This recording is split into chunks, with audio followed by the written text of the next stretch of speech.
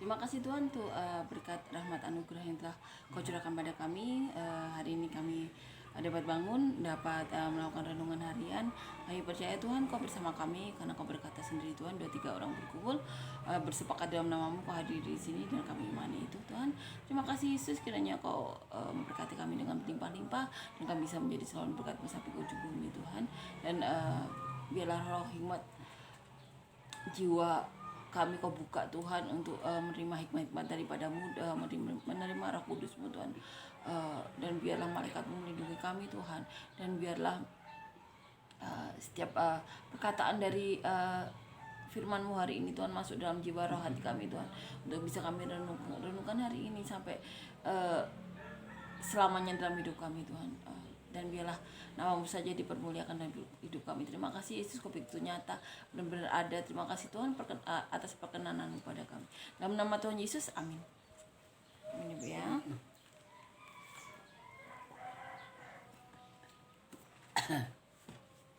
Kita akan nyanyikan lagu yang pertama.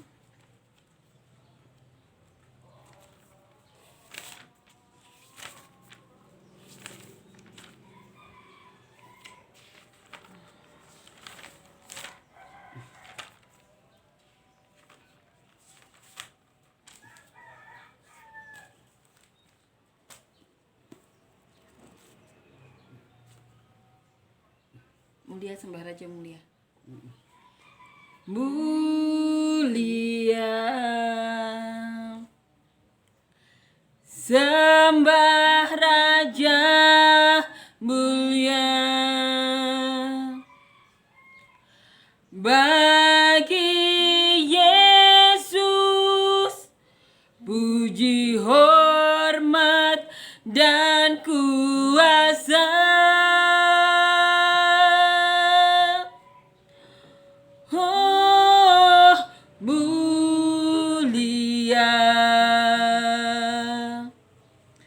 Agung kerajaannya,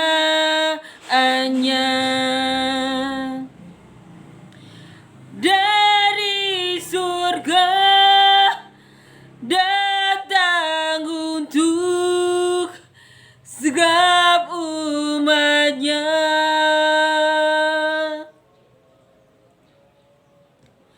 Dipuji, ditinggikan namanya Yesus. Hormatlah, muliakanlah Yesus Raja.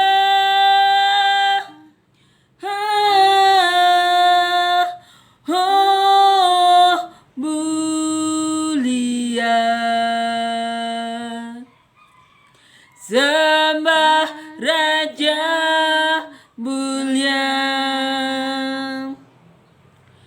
Dia telah mati, dibangkitkan jadi Raja. Amin ya Bu ya. Amin. Kita akan nyanyikan lagu yang kedua, Mulia Sembah Raja mulia Bu ya. Daripada Tuhan Yesus kita, Tuhan yang mulia Bu ya. Mujizat itu nyata, ingat Bu lagunya Bu. Tak terbatas kuasa-Mu Tuhan, semua dapat Kau lakukan. Apa yang kelihatan mustahil bagiku, itu sangat mungkin bagimu. Di saat ku tak berdaya, kuasa-Mu yang sempurna. Ketika ku percaya, mukjizat itu nyata, bukan karena kekuatan, namun Roh-Mu ya Tuhan. Ketika ku berdoa, mukjizat itu nyata. selama ku percaya mukjizat itu nyata. Amin Ibu ya. Amin. Kita akan ini Bu ya, membaca satu ayat Alkitab ya Bu ya.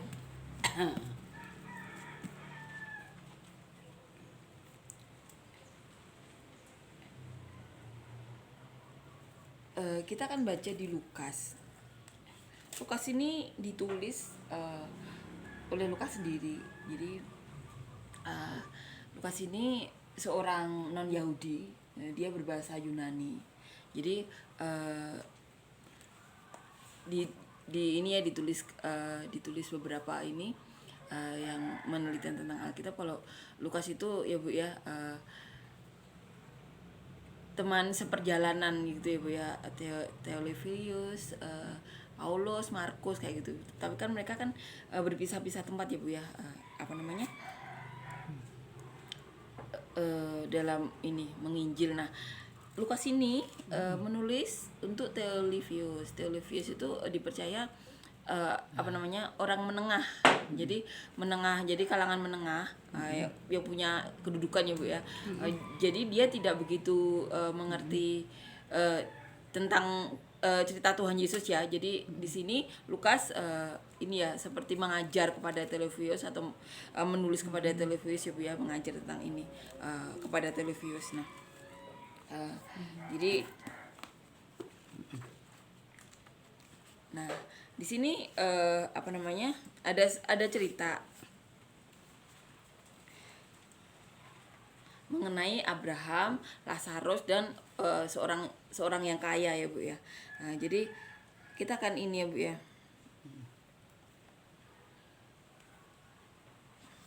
Kita akan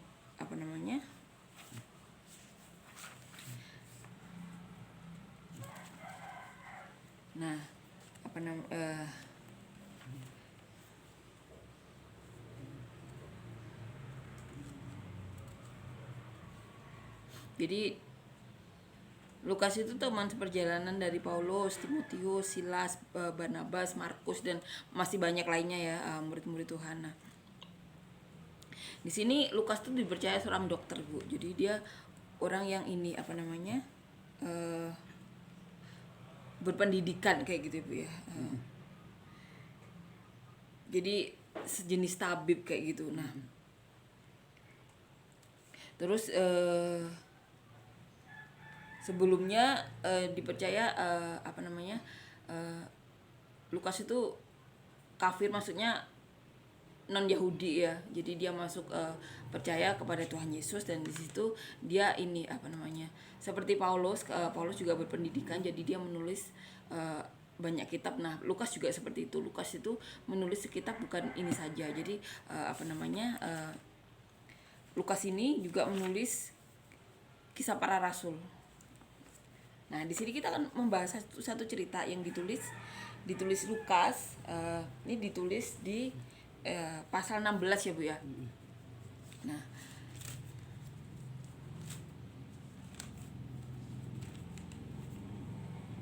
di sini disebutkan judul perikopnya itu orang kaya dan Lazarus yang miskin.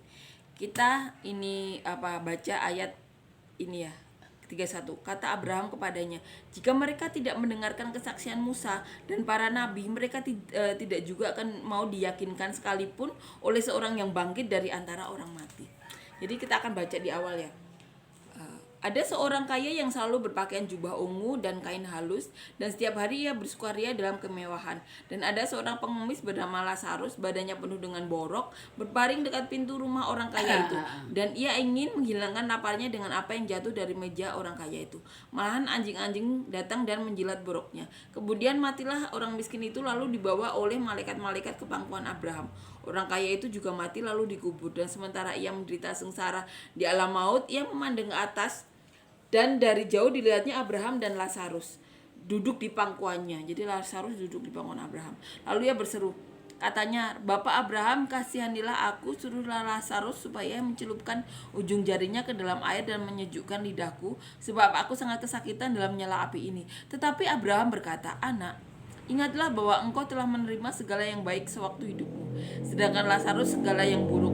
Sekarang ia mendapat hiburan dan engkau sangat menderita. Selain daripada itu, di antara kami dan engkau terbentang jurang yang tak terseberangi, supaya mereka yang mau pergi dari sini kepadamu atau mereka yang mau datang dari situ kepada kami tidak dapat menyeberang. Kata orang itu, kalau demikian aku minta kepadamu Bapa, supaya engkau menyuruh dia ke rumah ayahku, sebab masih ada 5 orang saudaraku, supaya ia memperingati mereka dengan sungguh-sungguh, agar mereka jangan masuk kelak ke dalam tempat penderitaan ini. Tetapi kata Abraham, ada pada mereka saksian Musa dan para nabi. Baiklah mereka mendengarkan kesaksian itu. Tetapi jawab orang itu, tidak, Bapak Abraham, tetapi jika ada seorang yang datang dari antara orang mati kepadamu dan mereka akan orang mati kepada mereka akan bertobat. Kata Abraham kepadanya, jika mereka tidak mendengarkan kesaksian Musa dan para nabi, mereka tidak juga akan mau diyakinkan sekalipun oleh seorang yang bangkit dari antara orang mati. Di sini cerita ini ditulis oleh Lukas ya, seorang yang berpendidikan intelektual, orang yang berbahasa Yunani. Jadi Lukas non Yahudi.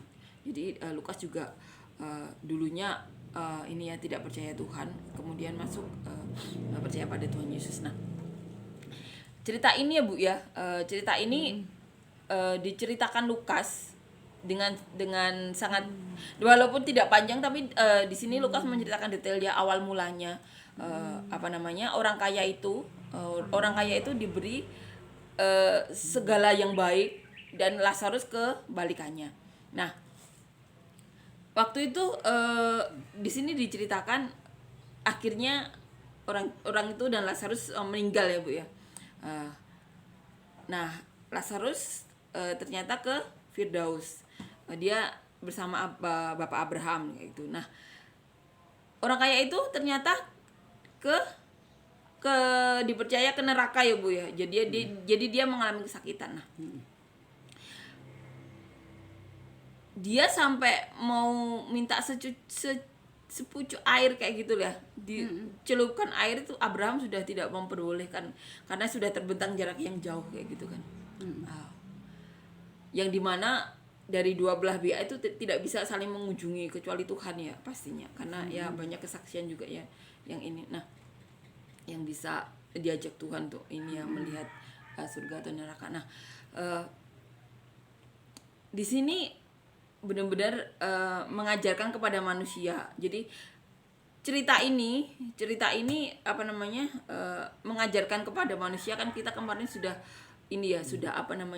sudah membahas mengenai ajaran dari Salomo ya, bagaimana dia menjadi orang yang kaya raya ya Bu ya, dan akhirnya Salomo bilang semuanya kesia-siaan kayak gitu karena dia memilih orang-orang yang salah. Nah, di sini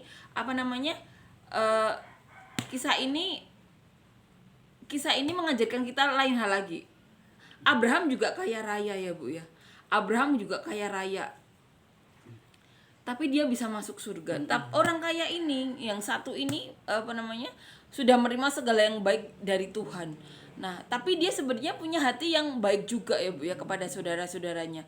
Karena karena dia memohon kepada Abraham untuk mendatangi saudara-saudaranya untuk memperingatkan mereka bahwa surga dan neraka itu nyata ada. Nah, tapi Abraham berkata, jika mereka tidak mendengarkan kesaksian Musa dan para nabi, mereka tidak juga akan mau diyakinkan sekalipun oleh seorang yang bangkit dari antara orang mati. Kalau zaman sekarang ya Bu ya, kalau ya kita wajar ya Abraham berpikir seperti itu. Kalau kita ya Bu ya, ada orang yang mati menemui kita pasti mikirnya itu hantu ya Bu ya.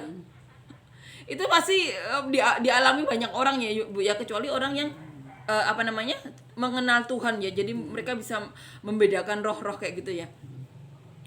Nah, di sini Abraham mengajarkan yang ditulis Lukas ini, ada pada mereka kesaksian Musa dan para nabi. Baiklah mereka mendengarkan kesaksian itu. Jawab orang itu, tidak Bapak Abraham, tapi jika ada seorang yang datang dari antara orang mati kepada mereka akan bertobat. Nah, karena pastinya Abraham sudah sudah berpengalaman ya Bu ya, berpengalaman menghadapi orang-orang di mana saat mereka hidup diberi kesempatan, di mana banyak para nabi, para rasul, murid-murid Tuhan mengajar mereka, tapi mereka menyanyiakan itu sampai kesudahannya saat mereka meninggal, dan mereka tidak mau mengenal Tuhan, akhirnya mereka akan masuk ke neraka ya Bu ya. Ini benar-benar menguatkan kita selama kita di bumi. Ini kesempatan kita. Tuhan itu begitu baik. Saat meninggal saat Tuhan Yesus meninggal pun ada orang yang disalib di samping Tuhan Yesus, dan orang itu memohon kalau dia percaya Tuhan dan dia memohon untuk Tuhan Yesus ingat dia, dan Tuhan berkata saat ini juga kamu akan bersamaku di Firdaus. Maksudnya Tuhan bisa berkata seperti itu karena apa? Orang itu percaya kepada Tuhan. Begitu cintanya Tuhan kepada orang yang mau mengakui kesalahannya, bertobat. Detik-detik terakhir Tuhan Yesus menyelamatkan orang yang disalibkan tersebut, yang disalibkan di samping Tuhan. Nah, di sini orang kaya itu selama hidup menyanyiakan menyanyiakan hidupnya. Dia berpesta fora, dia melakukan hal-hal yang hanya menyenangkan hatinya. Bahkan Lazarus yang ada di dekat rumahnya tidak dia kasih makan, dia cuma dikasih remah-remah kayak gitu. Di sini kita garis bawahi. Saat Abraham juga kaya raya, dia benar-benar kaya, benar-benar diberkati Tuhan. Dari Abraham lahirlah bangsa Israel. Nah, sama-sama kaya, tapi satunya benar-benar mencintai Tuhan, tapi satunya hidup sesuai keinginan dia. Dan saat meninggal, dia memohon agar menemui saudaranya. Sebenarnya hatinya juga baik ya, karena dia tidak mau saudaranya mengalami seperti dia. Berarti hatinya juga peduli kepada saudaranya. Tapi Abraham sendiri mengatakan selama hidup orang itu sudah diberi kesempatan bertemu banyak nabi, banyak rasul, ada kitab suci yang bisa dibaca, di mana banyak pengalaman nabi-nabi. Jadi saat sudah di neraka, sudah tidak ada lagi pertolongan yang bisa menolong mereka. Itu sudah keputusan yang mereka ambil sendiri saat masih di bumi, karena menyia-nyiakan kesempatan hidup selama di bumi. Abraham sendiri bilang sudah tidak bisa, tidak ada lagi yang bisa dia lakukan untuk menolong saudara-saudaranya. Kalau kita renungkan ini ya, orang ini sebenarnya baik. Dia punya hati yang ingin menolong saudara-saudaranya yang pastinya mempunyai kelakuan yang sama ya Bu ya, seperti orang kaya ini, karena dia minta tolong Abraham untuk menemuinya. Jadi ini berkelanjutan ya, mengenai khotbah kemarin, di mana untuk kita para anak muda, Tuhan memberkati kita di zaman sekarang dengan segala kemudahan. Kita bisa asalkan kita mau, kita bisa diberkati Tuhan ya Bu ya, karena banyak cara kayak gitu. Sekarang semuanya dipermudah oleh Tuhan ya Bu ya, untuk mendapatkan berkat. Nah, di sini mengajarkan kepada kita gimana harus bersikap kepada segala kemudahan itu. Kita bisa mendapatkan berkat yang mudah. Tapi dari contoh Abraham dan orang kaya ini, satunya Abraham orang yang benar-benar kaya raya, tapi dia cinta Tuhan. Dia benar-benar tahu buat apa kekayaannya tersebut, apa yang dia lakukan dengan hal kekayaan tersebut. Yang satunya lagi dia gunakan seenaknya, dan akhirnya orang kaya ini masuk ke neraka, yang sebenarnya dia punya hati yang baik, yang peduli kepada saudaranya, yang kemungkinan besar kelakuannya juga sama kayak dia. Karena dia minta tolong Abraham, tapi Abraham sudah bilang tidak bisa. Ini benar-benar hal yang harus diajarkan kepada anak-anak muda ya. Bagaimana harus bersikap di masa dunia yang penuh dengan kemudahan ini. Asalkan mau, kita bisa memperoleh berkat dari Tuhan ya Bu ya. Dan ini benar-benar mengajarkan kita gimana harus bersikap. Contohlah Abraham, contohlah Daud, contohlah Paulus, contohlah para nabi-nabi dan rasul-rasul yang sudah tertulis di kitab ini dalam dalam bersikap, dalam mengambil keputusan, pandang Tuhan. Karena Abraham sendiri berkata saat sudah di neraka sudah tidak ada lagi pertolongan, karena kesempatan manusia untuk memilih neraka dan surga itu selama di bumi. Karena neraka dan surga itu benar-benar ada, benar-benar nyata, sudah ditulis di Alkitab juga. Karena Tuhan kita nyata kan, benar-benar ada kayak gitu. Berarti surga dan neraka itu benar-benar ada. Dan di sini Lukas menceritakan kepada Theophilus gimana kisah Abraham, Lazarus dan orang kaya tersebut. Ini benar-benar ini ya harus diceritakan kepada anak-anak muda. Selama di bumi, karena kita berbuatlah seperti yang Tuhan mau kayak gitu, seperti yang dicontohkan para nabi, para rasul kayak gitu, sehingga saat hidup kita selesai, segala tugas kita selesai, tidak ada lagi penyesalan kayak gitu, karena surga dan neraka itu benar-benar nyata, berada. Saat kita sudah sampai di tempat perhentian kita, sudah tidak ada lagi hal-hal yang bisa diulangi lagi. Tapi selama kita di bumi, selama masih ada di bumi, masih ada kesempatan kita untuk memperoleh berkat Tuhan dan memperoleh janji Tuhan, yaitu surga ya bersama Tuhan. Jadi kita berharap bahwa cerita ini benar-benar didengar oleh banyak orang, anak-anak muda atau banyak orang ya Bu ya. Jadi selama di dunia perbuatlah seperti apa yang diajarkan para nabi, para rasul ya Bu ya, yang sudah tertulis di kitab ya Bu ya. Karena kita tidak tahu 5 detik, 10 menit, 1 jam lagi apakah kita masih ada di dunia ini. Jadi selama masih di dunia ini, perbuatlah seperti yang para nabi, para rasul Tuhan Yesus ajarkan, agar tidak ada lagi penyesalan. Berkata-katalah kepada saudara kita walaupun kita dicaci, kita dibenci, tapi itu suatu kenyataan yang harus kita ceritakan ke saudara kita. Kita percaya suatu hari mereka akan tersentuh oleh Tuhan kayak itu ya Bu ya, untuk melakukan apa menjadi kehendak Tuhan ya Bu ya. Karena di sini Lazarus, Abraham dan orang kaya itu benar-benar mengajarkan bahwa saat sudah selesai tidak ada lagi hal yang bisa kita lakukan. Surga dan neraka itu ada pilihan kita selama kita di dunia ya Bu ya. Jadi ini penting tuh diajarkan pada anak-anak muda kita kayak gitu Bu ya. Karena saat kita menjadi apapun ya profesi kita, mau karyawan, mau pengusaha, mau pelajar, apapun kita bisa menginjil orang kayak gitu. Kita bisa melakukan itu.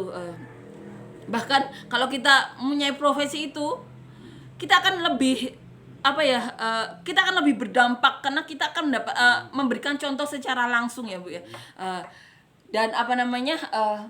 Dan kita percaya kalau kita melakukan itu, nama Tuhan dipermuliakan ya Bu ya, sehingga banyak orang yang terbantu tertolong ya Bu ya, untuk mengetahui bahwa surga dan neraka itu benar-benar nyata, benar-benar ada dan diceritakan di sini. Dan kita juga lihat kan banyak kesaksian juga yang dimana para pendeta juga sudah ditemui Tuhan untuk melihat neraka dan surga itu benar-benar nyata, benar-benar ada. Dan di sini kisah ini Lukas benar-benar menguatkan Theophilus, orang yang kaya, yang hidup seenaknya itu sebenarnya orang yang baik hati, yang saat dia meninggal, saat mengalami kepanasan ya, bahkan setetes air pun dia sudah tidak bisa lagi menikmati. Dia masih memikirkan saudaranya, tapi sudah terlambat. Karena Abraham berkata, saudaranya itu ada kitab, ada cerita-cerita mengenai para nabi yang yang seharusnya bisa mereka pelajari kayak gitu. Jadi ini benar-benar harus kita renungkan, harus kita ceritakan juga kepada orang-orang sekitar kita ya Bu ya, untuk menceritakan bahwa surga dan neraka itu benar-benar nyata. Jadi selama kita di bumi, ini adalah kesempatan kita untuk memilih. Ini pilihan kita sendiri, mau ke neraka dan ke surga itu pilihan kita sendiri. Amin ya Bu ya. Terima kasih Tuhan untuk ayat firman-Mu ini, bahwa cerita yang ditulis Lukas ini benar-benar menguatkan ya Bu ya. Kita akan menyanyikan lagu